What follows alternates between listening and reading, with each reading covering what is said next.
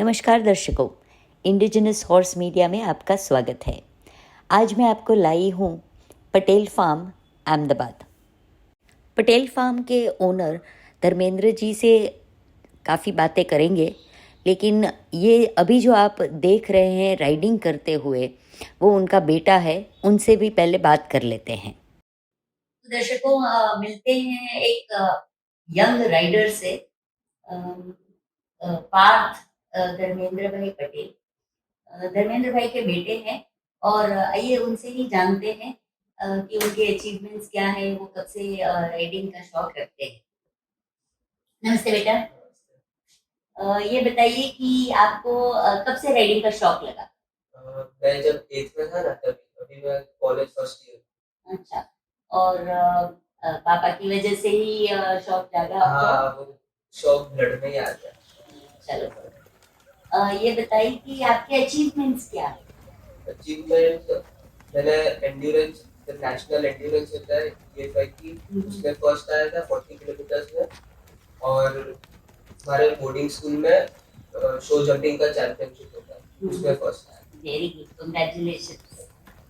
तो इतना अचीव करने के बाद, इतनी यंग एज में जो अचीव कर लिया, उसके बाद आगे कुछ फ्यूचर प्लान्स? हाँ, ऑस्ट्रिया में एंड्योरेंस होते हैं जैसे, बस उधर जाके 20 किलोमीटर 40, 80, 120 कंप्लीट करना है। Very good, thank you.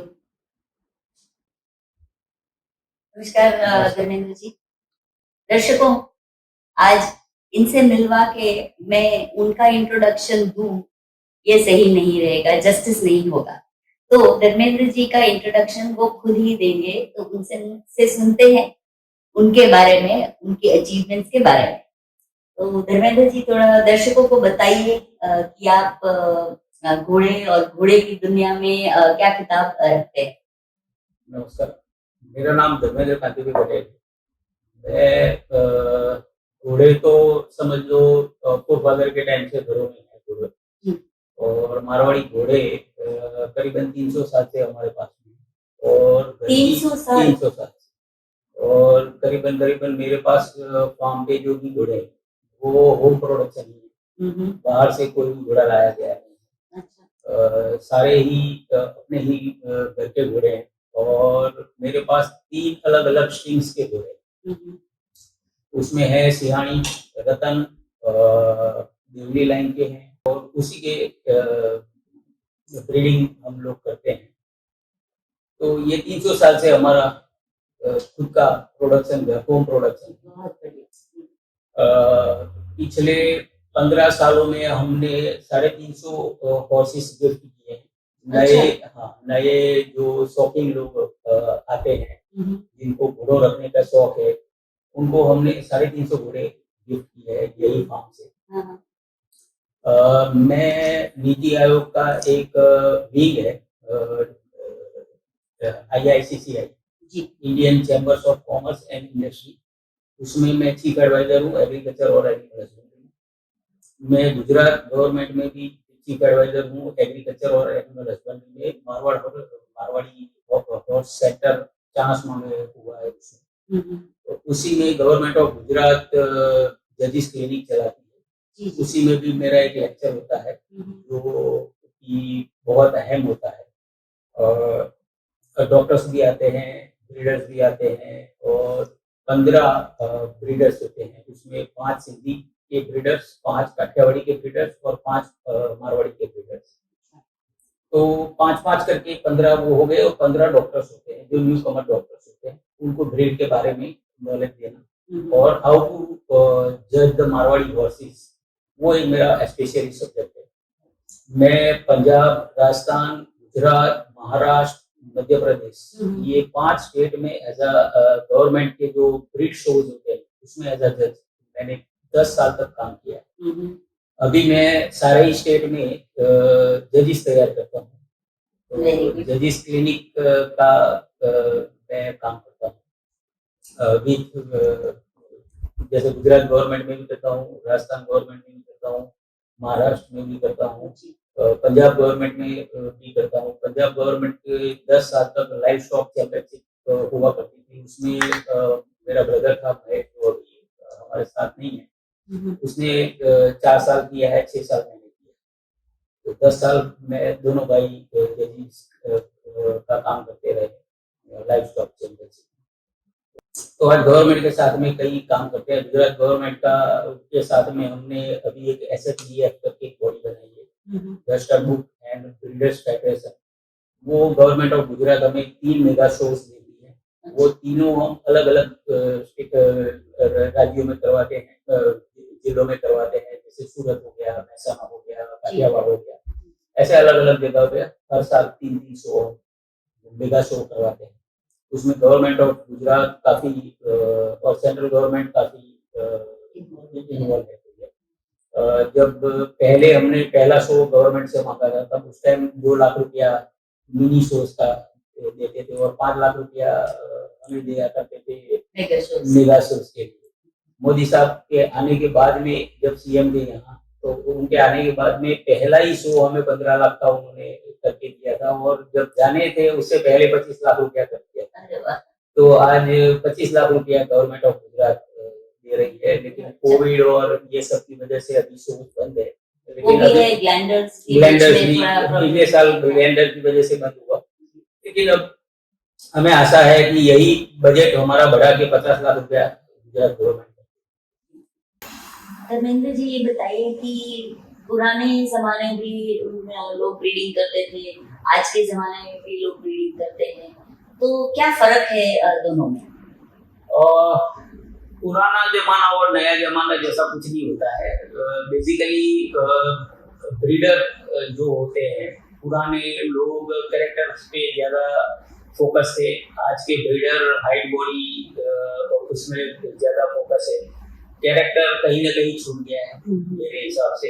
लेकिन नया जो क्रॉप आ रहा है वो मिला जुला आ रहा है, तो उसकी वजह से कई शोज में प्रॉब्लम भी आ रही है, और आपने देखा ही होगा कई शोज में कुछ पंगे भी नए ब्रीडर्स करते हैं, पुराने ब्रीडर्स भी करते हैं, क्योंकि पुराने वाले कैरेक्टर्स पे ज्यादा फोकस है, नए वाले कंफर्मेशन में ज्यादा फोकस है। शो की परिभाषाएं चेंज हो गई है, तो उस वजह से ऐसे कोई ज्यादा प्रॉब्लम नहीं आ रही है। अगर सही सुलझा हुआ जज हो तो रास्ता निकालेंगे। आपने कैरेक्टर की बात की, तो मारवाड़ी घोड़े के कैरेक्टरिस्टिक्स क्या है वो बताइए। मारवाड़ी कैरेक्टरिस्टिक्स समझने के लिए आपको करीबन 1000 एनिमल्स देखने पड़ेंगे, और इंडिजिनियस में आप मानो या ना मानो कहीं न कहीं कुछ न कुछ मिक्सिंग हुआ। ये नहीं है कि ये 100% है, या ये भी काठियावाड़ी में भी 100% है, या सिंधी में भी 100% है।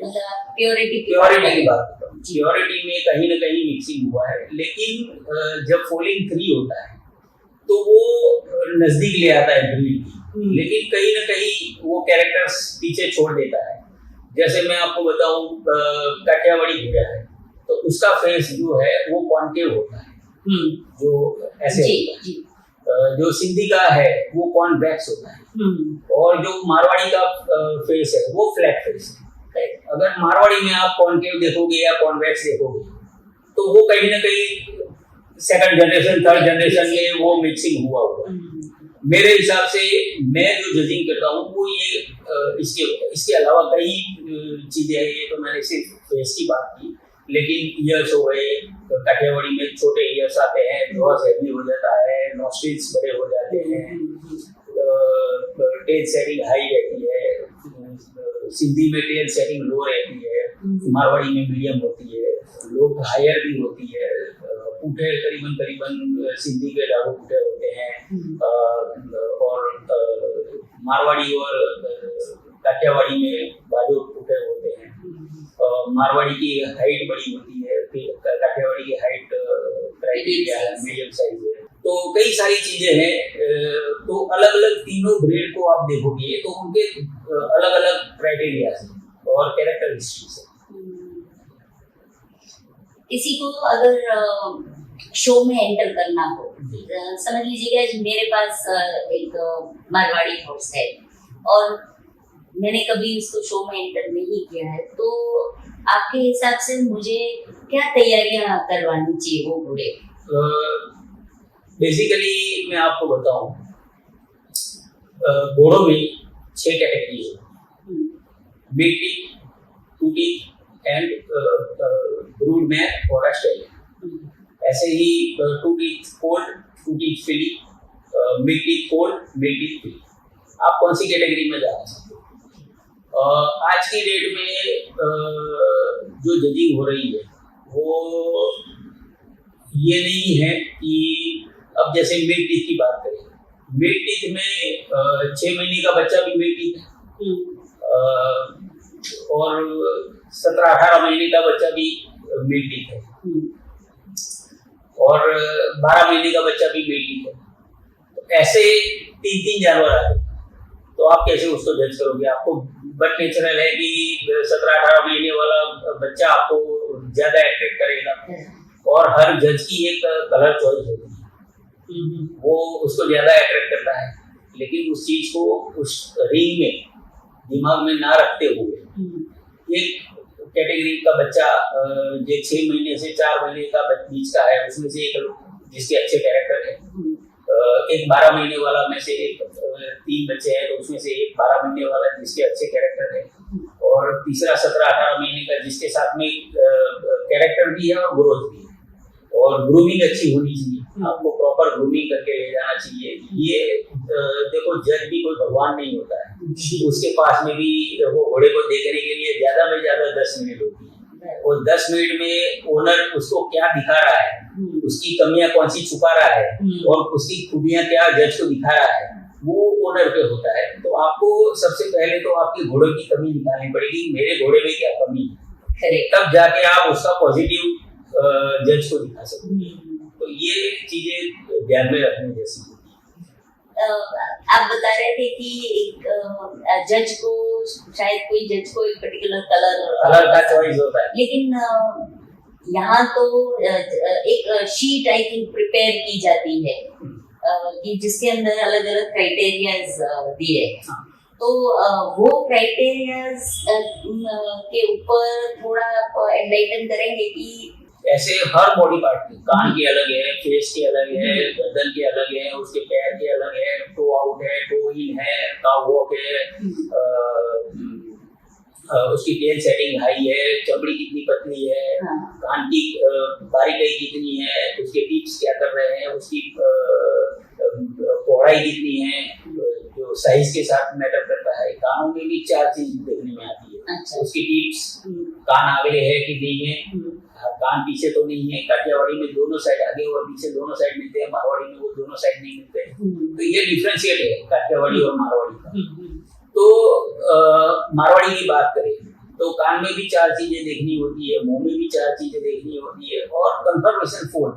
सबसे पहले तो कोई भी जज है वो उम्र देखने के लिए दांत तो देखता ही, लेकिन उसमें भी ओवर शॉर्ट डोज है, अंडर शॉर्ट डोज है, जिसको अपने पैरट मोड बोलते हैं इजी भाषा में, लेकिन वो ओवर शॉर्ट डोज है। अगर ये ग्रेजिंग एनिमल है तो ओवर शॉर्ट डोज होगा, तो वो जो पिक करना है घास को वो नहीं कर पाएगा, और वो कैरी फॉरवर्ड करता है अपने बच्चों में। तो वो चीजें अवॉइड करनी चाहिए जजों को कि भाई इसके अगर ओवर शॉर्ट डोज है तो उसको थोड़ा मार्क्स कम देके उसको वो ब्रीड को आगे नहीं बढ़ाना है। अगर जिसके पर्टिकुलर टीथ है उसको आगे बढ़ाओ, तो वो कंफर्मेशन फोल्ड अपने आप। बाकी लेमैन को तो बाहर खड़े हो यही लगेगा कि ये फर्स्ट आया तो अच्छा घोड़ा ही होगा, जजों ने इसको दिया है तो लाओ अपनी घोड़ी भी इससे कवर करवाए। लेकिन अगर उसमें कंफर्मेशन फोल्ड है तो नया बच्चा आएगा वो कंफर्मेशन फोल्ड वाला है, तो उससे अच्छा है कि उसको वहां कट ऑफ करके जो सही जानवर है उसको आगे प्रमोट करना चाहिए। जी, बहुत अच्छी बात कही आपने। तो दर्शकों, अगर आप अपने घोड़ों को शो में ले जाने की सोच रहे हैं तो धर्मेंद्र जी की दी हुई टिप्स ज़रूर फॉलो करें। दूसरे भाग में आपको और बहुत सारी जानकारी देंगे। तब तक के लिए देखते रहिए, लाइक कीजिए, शेयर कीजिए, कमेंट कीजिए, और जिन्होंने सब्सक्राइब नहीं किया है वो सब्सक्राइब कीजिए। धन्यवाद।